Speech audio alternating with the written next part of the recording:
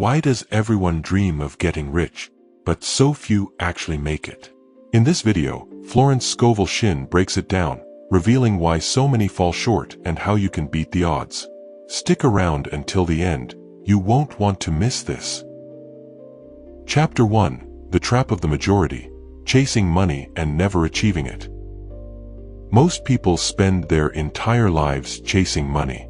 They grind away for hours, pile up debt, sacrifice their health, relationships, and even their peace of mind, all in the belief that one day they'll finally make it.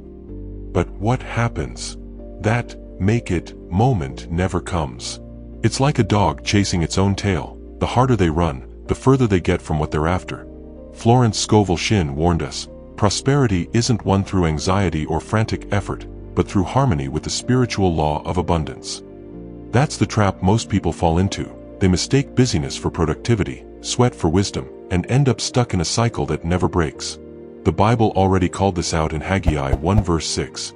You have sown much, but harvested little. You eat, but are never full. You drink, but are never satisfied. You clothe yourselves, but no one is warm, and the one who earns wages puts them into a bag with holes. Sound familiar? People slaving away, yet never having enough? That's not bad luck. It's spiritual blindness.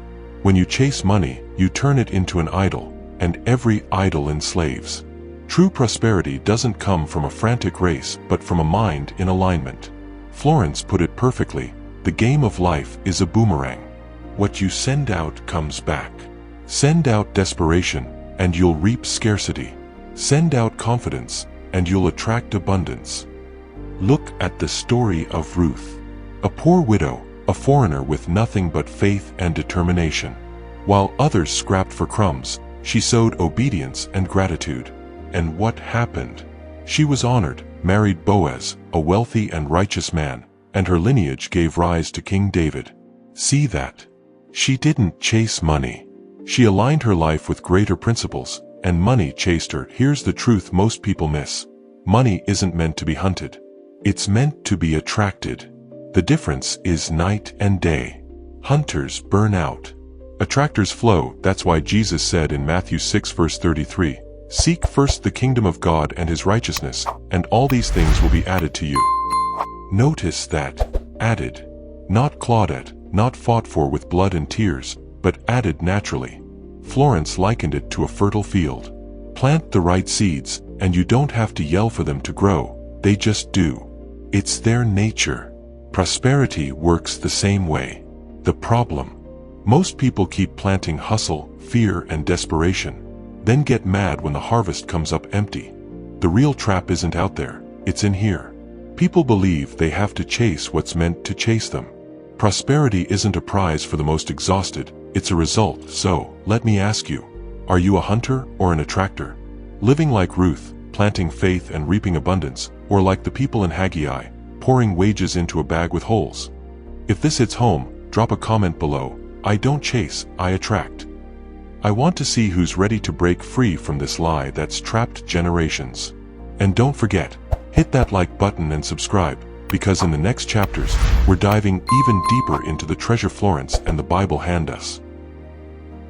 Chapter 2: Florence and the Secret Map. Why wealth begins in the mind. When you think of wealth, what's the first thing that pops into your head? Mansions, cars, vacations, vaults stuffed with gold? That's exactly where most people go wrong. They start with the end game. They want the tree without planting the seed, the fruit without preparing the soil.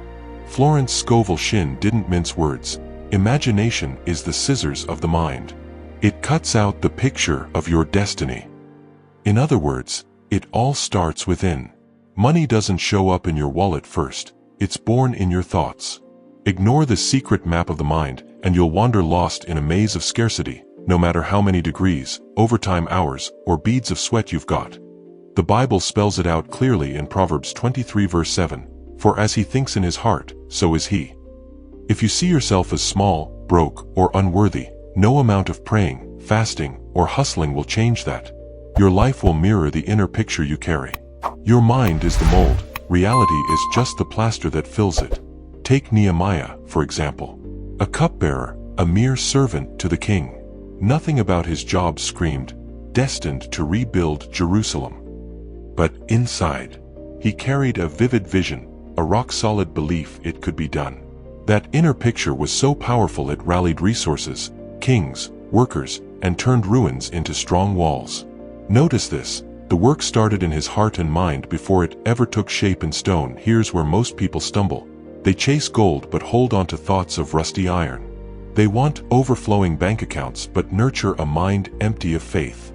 They crave abundance yet keep saying, "Money's hard to come by, it never works out, it's not for people like me." Those words. They lock the door from the inside. Florence warned, don't accept any image of lack in your mind. The word is the key that unlocks the vaults of the unseen. That's why she taught to visualize, declare, and affirm wealth as if it's already yours, even when your pockets are empty. This isn't self-delusion, it's aligning with spiritual law. Have you ever noticed how some people prosper quietly while others drown in the hustle? The secret lies in the map they carry inside. Joseph, sold into slavery, never lost his vision of greatness. Even in prison, he interpreted dreams. Even when wronged, he held on to faith. That inner map took him from a pit and a cell to the throne of Egypt. It wasn't luck, it was mental clarity aligned with divine purpose. Now, think about you. What map is running in your mind? If your life were a GPS, would it guide you to abundance or keep you circling in the same scarcity your family's been stuck in for generations? Here's the hard truth. Most people aren't poor because of missed opportunities but because they carry maps of defeat in their hearts. Money doesn't change maps, it only amplifies them. If your mind is narrow, your wallet, even when full, will still feel empty of peace. That's why Jesus said in Mark 11 verse 24, "Whatever you ask for in prayer, believe that you have received it, and it will be yours." Notice the order. Believe first, then see. The map comes before the reality, so, let me challenge you. Are you feeding your mind images of abundance or scenes of lack? Are you painting a landscape of prosperity or still wandering in an inner desert? If this hits home, drop a comment. My mind is my map to wealth. And don't forget, hit that like button and subscribe, because in the next chapters, we'll uncover how this map connects to practical actions that turn sweat into a bountiful harvest. Chapter 3, Ruth in a Foreign Field, Prosperity Where No One Expects It. Picture yourself in a foreign land. Strange language, unfamiliar culture, no friends, no resources. What would most people do? Complain, play the victim, wait for a handout. But the story of Ruth, straight from the Bible, flips that script. A widowed foreigner in Bethlehem with no inheritance, she became a symbol of unexpected prosperity. Human logic would say Ruth was doomed to poverty. Yet her heart was tuned to a spiritual law Florence Scovel Shinn knew well. What's yours by divine right will find its way to you. No closed door can stop what's meant for you in the unseen realm. Ruth didn't chase wealth. She simply went to the fields to glean, picking up scraps, the leftovers nobody wanted. Where others saw humiliation, she saw opportunity. That mindset put her on a collision course with Boaz, a prosperous man who didn't just help her but brought her into his lineage. And here's the kicker. From their union came King David, and from David's line, Jesus himself. The lesson hits hard. Prosperity can bloom in unlikely fields, where others see only scraps, scarcity, or impossibility. That's where God shows wealth doesn't depend on perfect circumstances but on your inner stance. Florence said it best. Too many are blind because they only look at what's in front of them. When you focus only on the visible, you block the invisible that's ready to manifest. Ruth didn't make that mistake. Even as a widowed foreigner, she believed in provision beyond what her eyes could see. And you, how many times have you dismissed small beginnings because they didn't match your grand vision? Maybe the opportunity that looks like crumbs today is the very field where your harvest will flourish. In practical terms, this means, don't turn your nose up at simple jobs, initial connections, or humble doors. Many of today's big-shot entrepreneurs started out handing out flyers, hauling boxes, or wiping down tables. But they didn't stay there. They saw that even the fields of scraps could lead to gates of abundance. The Bible backs this up in Zechariah 4 verse 10. Who dares despise the day of small things? God often hides seeds of abundance in modest settings to test the vision of those who truly trust. Joseph thrived as a slave in Egypt. Daniel rose to prominence in pagan Babylon. Ruth flourished in Bethlehem as a foreigner. See the pattern. Prosperity doesn't depend on the land you're in, but on the faith you carry within. Florence would call this the invisible key. It doesn't matter if you're in a crisis, jobless, or in a city where no one believes in you. If your mind refuses to accept scarcity as final, abundance will find a way to track you down, so don't fall into the trap of self-pity. Lasting prosperity doesn't sprout from perfect conditions, it grows in aligned hearts. Let me ask you, what foreign field are you standing in today? A temp job? A city where you're a stranger? A tough season? Then remember, right there, exactly there, God may have already prepared your harvest. If this message resonates, drop a comment. Even in foreign lands, I prosper. And don't forget to hit that like button and subscribe, because in the next chapter, we'll uncover how your words are invisible bricks that either build or tear down your prosperity. Chapter 4: Desire versus Purpose. The difference between wanting and being ready to receive. Everyone wants wealth. It's practically universal. But if it were just about wanting, the world would be overflowing with millionaires. What separates fleeting desire from true prosperity is purpose. And here's a truth Florence Scovel Shinn hammered home.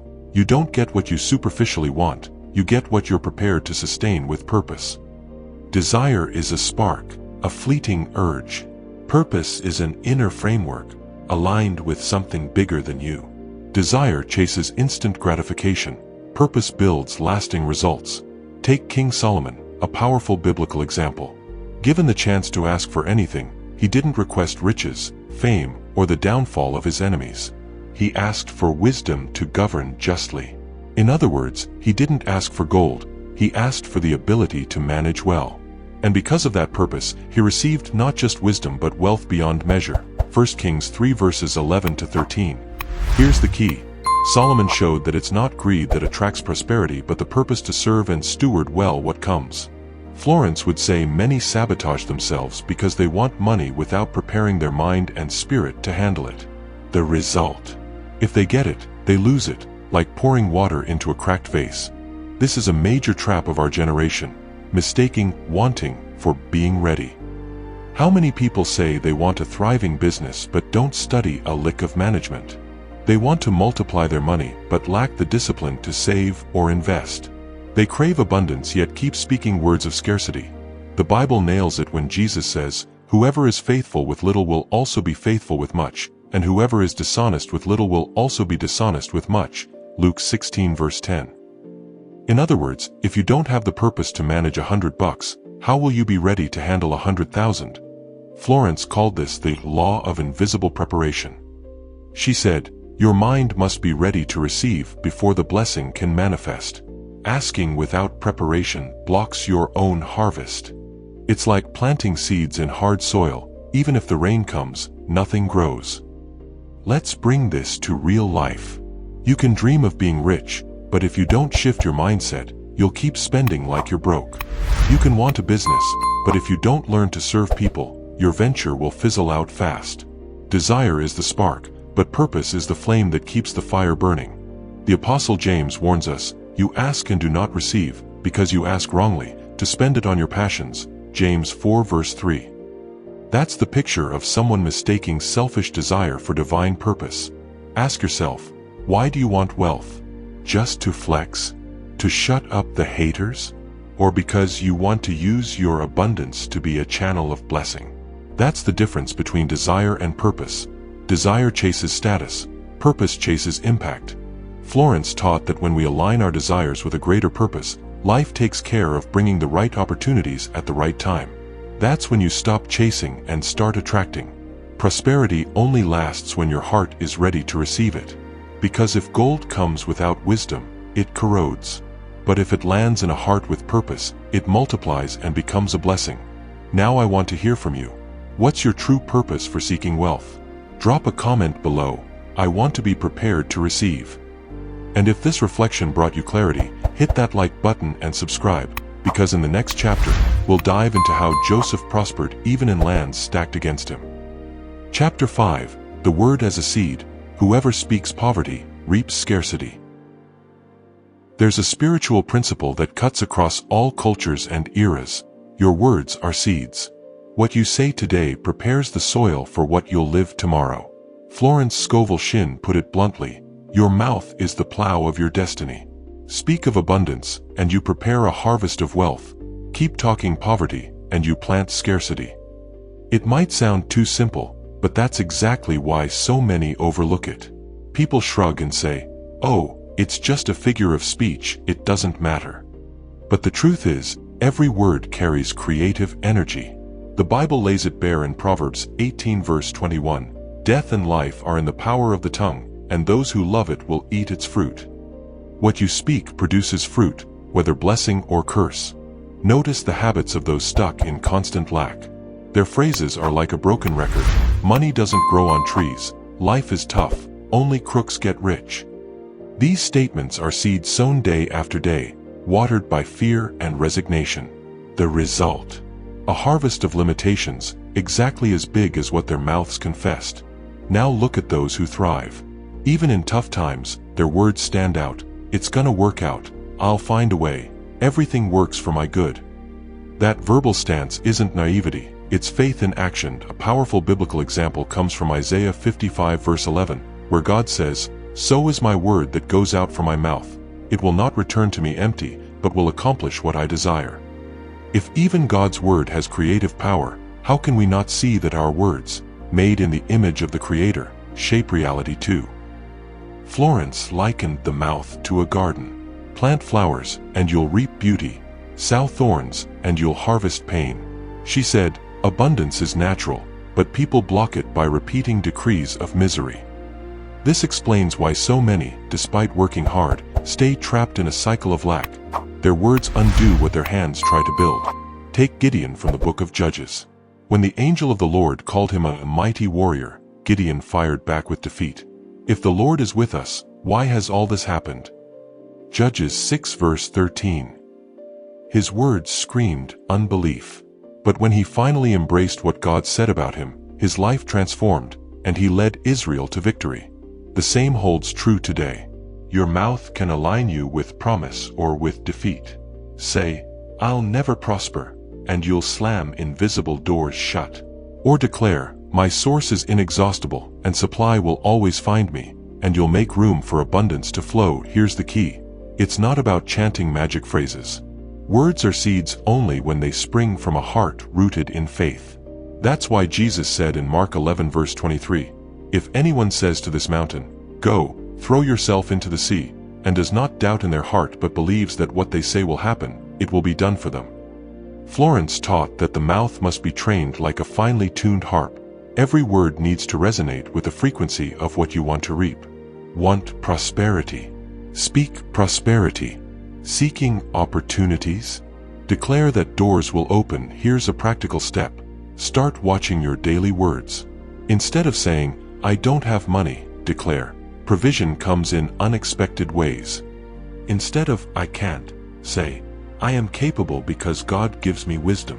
Your life's field is always receiving seeds. The question is, what are you planting? If yesterday's words shaped the harvest you're living today, then change your words now to make tomorrow different. Here's a challenge. Drop a comment below with a prosperity affirmation you'll adopt as your daily seed. Try something like, "I am prosperous and attract divine abundance." And if this reflection hit home, hit that like button and subscribe. Your engagement helps spread this message to more people. Chapter 6, Nehemiah and the Vision. Building prosperity when everything seems to be in ruins. When we think of prosperity, we often picture ready-made abundance, sturdy homes, thriving businesses, balanced bank accounts. But for most, reality looks different. Ruins, debts, stalled projects. That's exactly what Nehemiah faced in Jerusalem. The city was in shambles, its walls crumbled, and enemies mocked, saying it could never rise again. Yet Nehemiah had something stronger than the destruction around him, a vision. Florence Scovel Shinn put it this way, "Vision is the invisible mold where prosperity begins to take shape. Those who look at ruins and see only ashes stay there. But those who see the finished work attract the resources to make it real." Nehemiah was that kind of man. While others saw broken stones, he saw restored walls. While opponents sneered at impossibilities, he declared, "The God of heaven will give us success." Nehemiah 2 verse 20. Here's the crux. Prosperity doesn't start with money in hand, but with vision in heart. How many people give up on starting a business because they only see obstacles? How many bury their dreams because they focus on empty pockets, forgetting that every great project began as a seed of an idea? Nehemiah didn't have bricks, an army, or prestige. He had faith and a clear vision, and here's the thing, his prosperity wasn't instant. He faced mockery, threats, and sabotage attempts. Sanballat and Tobiah, his enemies, tried to derail him with criticism and sly invitations. But Nehemiah's response was gold. "I am carrying on a great project and cannot go down." Nehemiah 6 verse 3.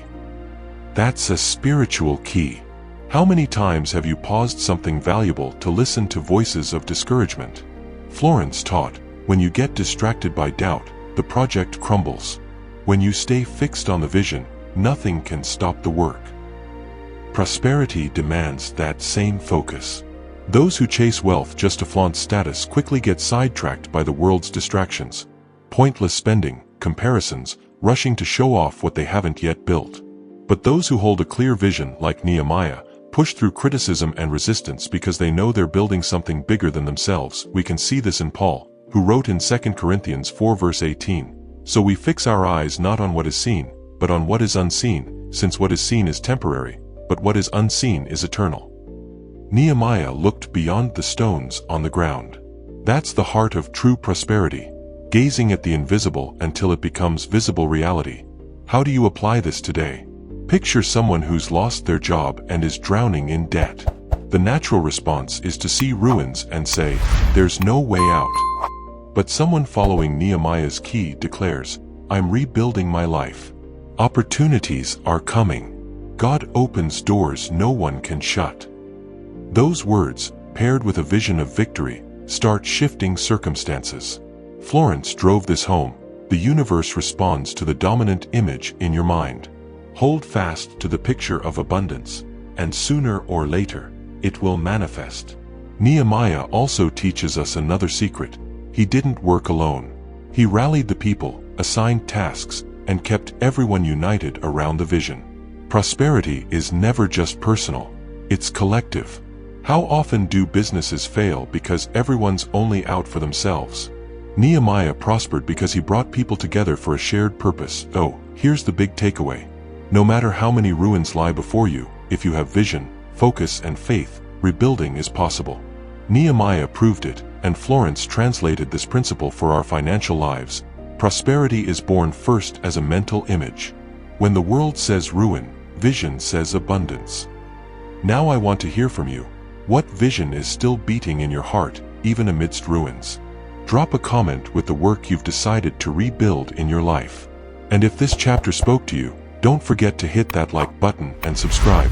Your presence strengthens this community of faith and prosperity. Chapter 7, Divine Mathematics. Multiplication comes from faith, not logic. When we think about prosperity, we usually lean on human logic. Add, subtract, save, invest. Financial math is helpful, sure, but the Bible shows that God's math doesn't follow the same rules.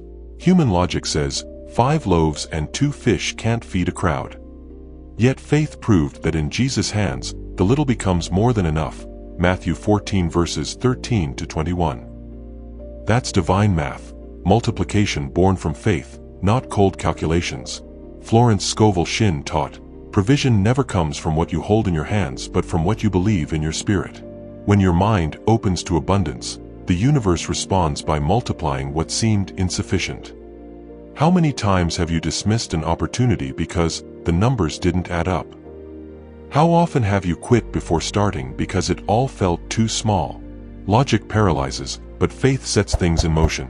The Apostle Paul drives this home in 2 Corinthians 9 verse 10.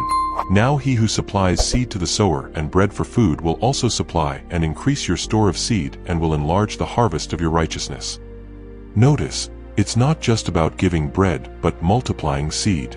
Logic expects to reap only what was sown. Faith believes one seed can yield hundreds of fruits.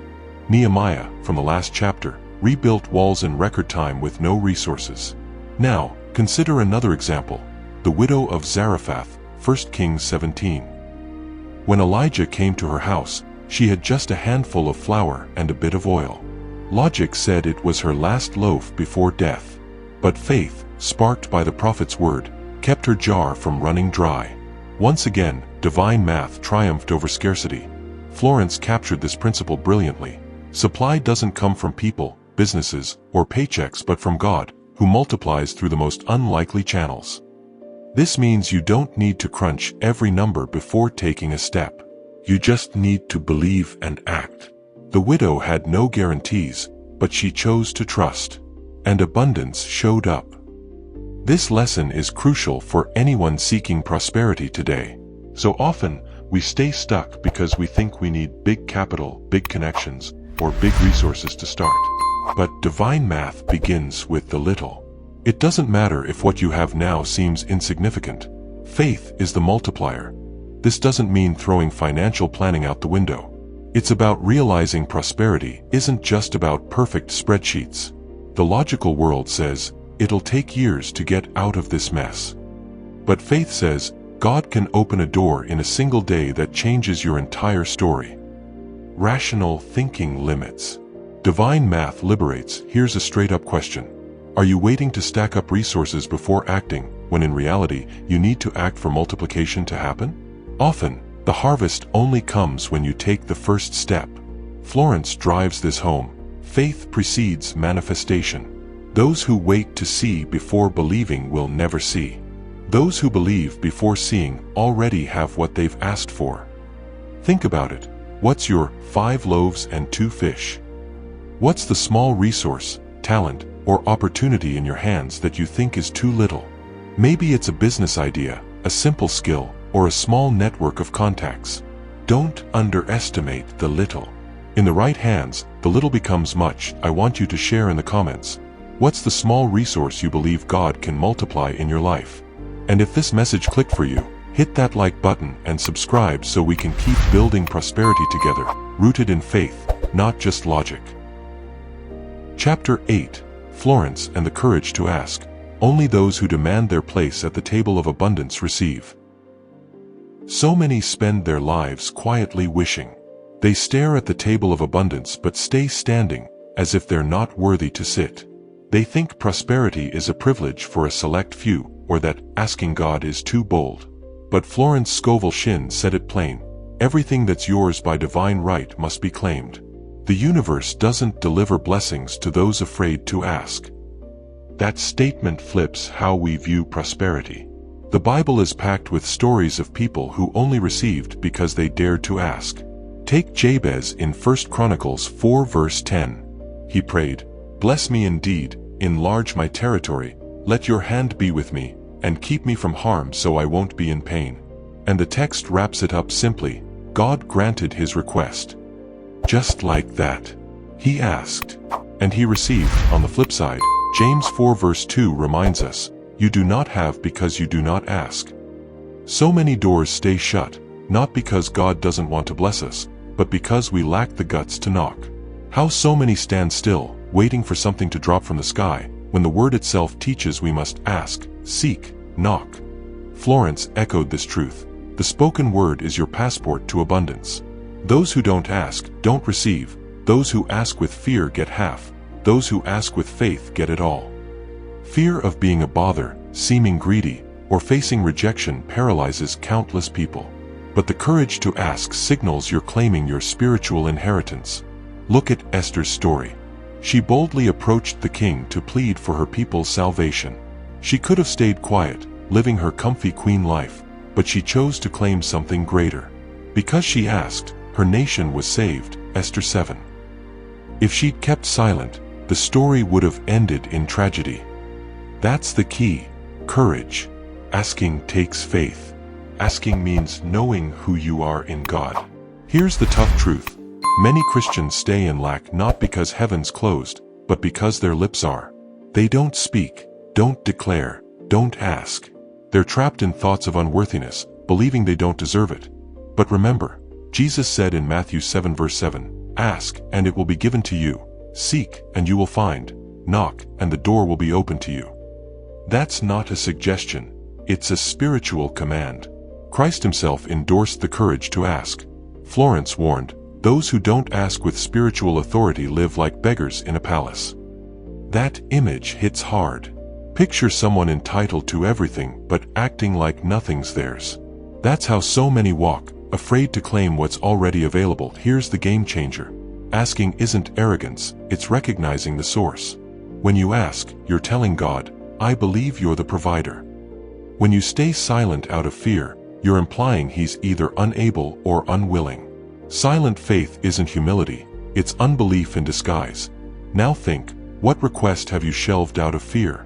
What prayer have you held back because it felt too bold? Maybe it's time to open your mouth and ask. Maybe it's time to take your seat at the table of abundance as a child and heir. I want you to share in the comments. What bold request are you bringing to God today? And if this chapter spoke to you, hit that like button and subscribe to keep walking this journey of spiritual awakening toward true prosperity. Chapter 9. The False Wealth That Destroys. Why Ostentation Was Never Prosperity. We live in a world where appearances often outweigh substance. Financed luxury cars, designer clothes bought on credit, and vacations flaunted on social media have become status symbols. But Florence Scovel Shinn warned, ostentation is the attempt to look rich, while true prosperity needs to prove nothing to anyone. The difference between genuine wealth and fake wealth is stark. One builds up, the other tears down. The Bible gives us plenty of warnings about this. In Luke 12 verse 15, Jesus said, "A man's life does not consist in the abundance of his possessions." That line dismantles the logic of showing off. It's not what we display but what we carry in our spirit that defines our prosperity. The rich fool in the parable, Luke 12 verses 16 to 21, had barns stuffed to the brim but trusted only in his facade of security. In the end, he lost it all overnight. That's the reality of false wealth. It doesn't last.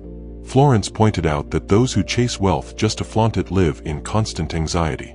It's a burden to maintain a standard that comes not from the soul, but from craving external approval. Ever seen someone who has it all, but can't sleep at night? That's the face of ostentation, a gilded cage. Contrast that with true prosperity. Look at Abraham. He was rich in livestock, silver, and gold, but his wealth was rooted in a covenant with God. He didn't chase displays of abundance, he used it to bless others. When he needed to rescue Lot, he mobilized his resources. When hosting kings, he offered hospitality.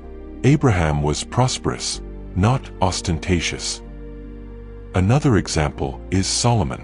He didn't ask for wealth, but for wisdom. And because his motive was pure, God added immeasurable riches. Here's the point, lasting prosperity springs from purpose, not vanity. Ostentation is a facade, prosperity is a foundation. Florence invites us to reflect, true wealth flows naturally. Striving to prove your worth reveals a needy mind, not an abundant one. When someone shows off, they're silently screaming, "I don't feel enough." When someone truly prospers, they radiate peace, confidence, and generosity without saying a word. Take Ananias and Sapphira in Acts 5. They tried to fake generosity and prosperity, hiding the truth. Their need to appear something they weren't cost them their lives. Harsh, right? But it shows how dangerous ostentation is. It doesn't just ruin finances, it corrodes the soul. Ostentation feeds on pride.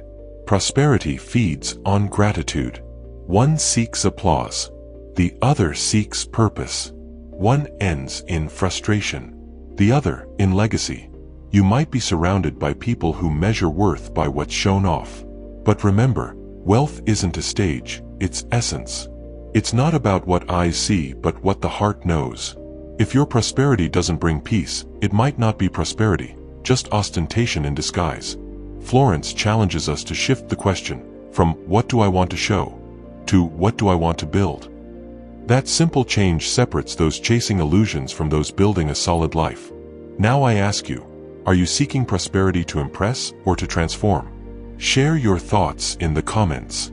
And if this chapter spoke to your heart, hit that like button and subscribe to keep learning how to transform your mind and life with these timeless principles. Chapter 10: The Secret of the Few Who Succeed. Wealth as a Mission, Not an Idol.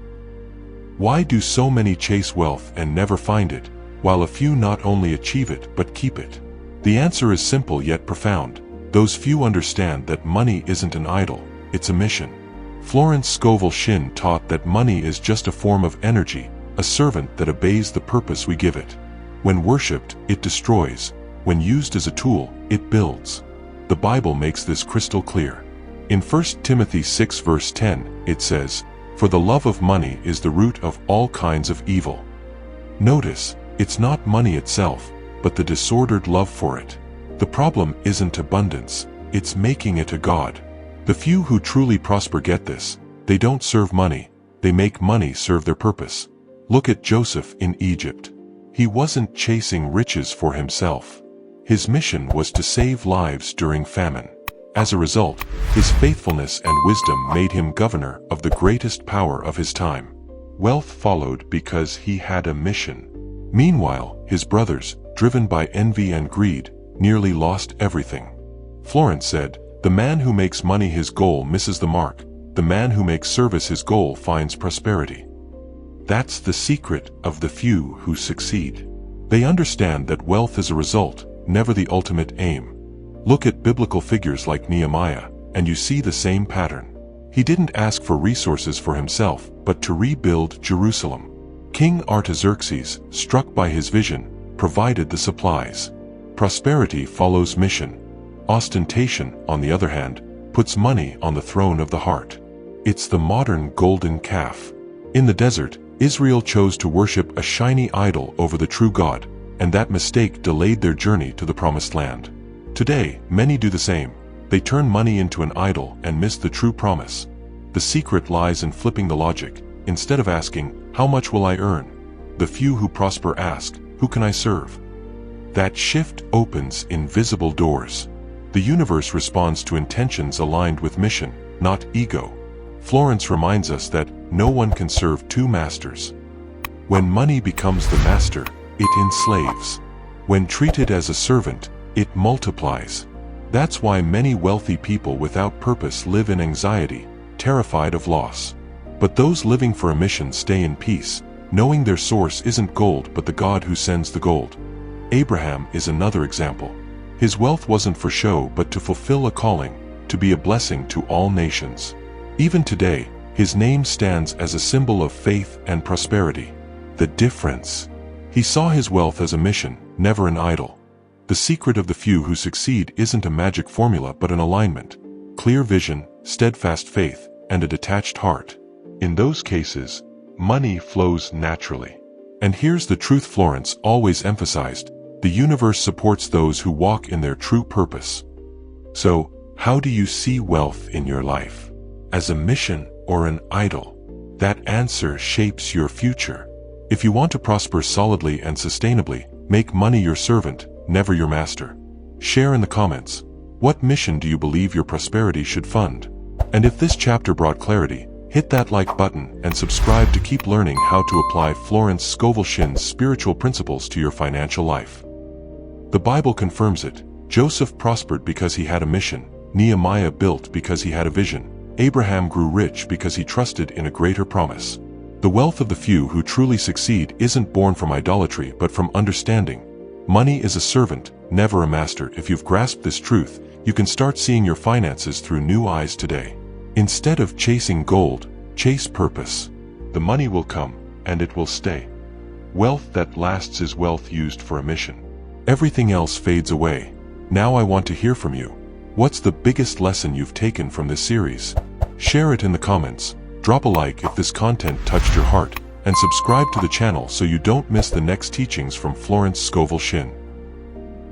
See you in the next video.